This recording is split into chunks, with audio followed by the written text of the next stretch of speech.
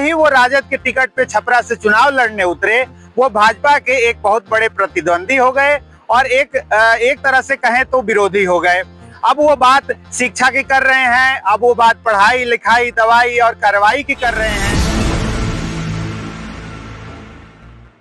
नमस्कार, मैं हूं राजकुमार अनुरागी और आप देख रहे हैं नवजागरण लाइव।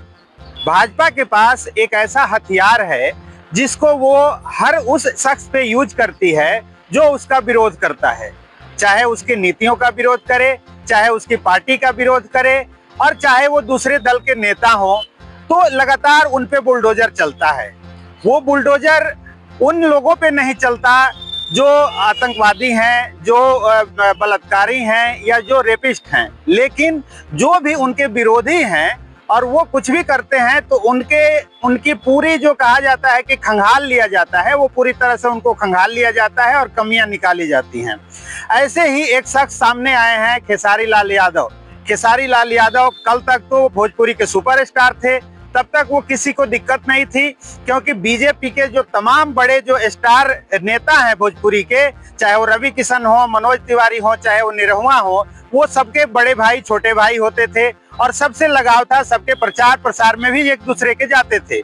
लेकिन जैसे ही वो राजद के टिकट पे छपरा से चुनाव लड़ने उतरे, वो भाजपा के एक बहुत बड़े प्रतिद्वंदी हो गए और एक तरह से कहें तो विरोधी हो गए।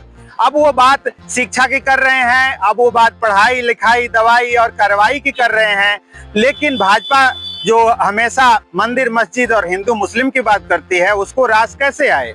तो अब इसको देखते हुए अब उनके भी खंगाले जा रहे हैं कि उनके पीछे क्या क्या है। तो अब ये खंगालते हुए भाजपा ने क्या किया है कि जो महाराष्ट्र में जो भाजपा की सरकार है, वहां पे अब एक कमी उनमें ढूंढी गई है कि महाराष्ट्र नगर निगम ने उनको एक नोटिस जारी किया है कि जो मीरा रोड पे उनका बंगला है वो अवैध है।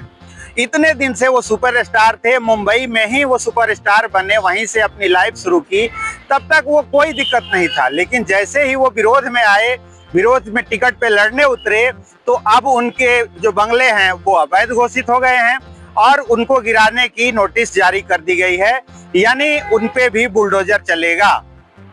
तो अब जो चुनाव चल रहा है बिहार में, जहां आज वोटिंग हो रही है, वहां जो खेसारी लाल यादव हैं, जो छपरा में चुनाव लड़ रहे हैं, वो यादवों का गढ़ माना जाता है और लालू यादव का वो एक तरह से पारिवारिक क्षेत्र कहा जाता है, क्योंकि काफी बार लालू यादव वहां से सांसद रहे हैं और वहां से काफी करीबी नाता रहा है।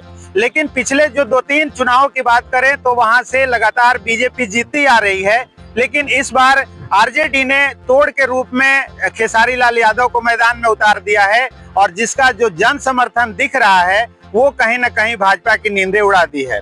इसको देखते हुए अब ये एक कार्रवाई बीच में हुई है कि आपका जो घर है वो अवैध है और वो गिराया जाएगा, नोटिस उनको भेज दिया गया है। इस नोटिस पर उनकी प्रतिक्रिया भी आ गई है। खेसारी लाल यादव का कहना है कि ये सब चुनाव से जुड़ा हुआ नहीं है, ये अलग मामला है, लेकिन लगातार हमें परेशान किया जा रहा है, लगातार मेरे साथ गलत हो रहा है, लेकिन उम्मीद करते हैं कि सब सही हो जाएगा, क्योंकि जो बंगला है वो काफी मेहनत के बाद बनाया गया और काफी एक पैसे इकट्ठा करके हमने उसको बनाया है और उसमें स्टूडियो भी है खेसारी लाल का, जैसा कि आप जानते हैं। उनके विरोधियों का कहना है कि खेसारी लाल अगर आरजेडी ज्वाइन नहीं करते, अगर वो चुनाव नहीं लड़ते, अगर वो भाजपा के खिलाफ मैदान में नहीं उतरते, तो उनका बंगला अवैध नहीं होता।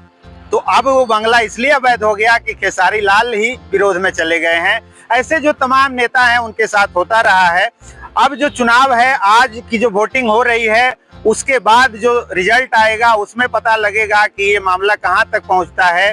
क्या खेसारी लाल यादव आरजेडी में ही रहते हैं या औरों की तरह डर के वो भी बीजेपी में ज्वाइन हो जाते हैं और बीजेपी में जाते ही वो बंगला फिर से वैध हो जाएगा, ये भी तय है।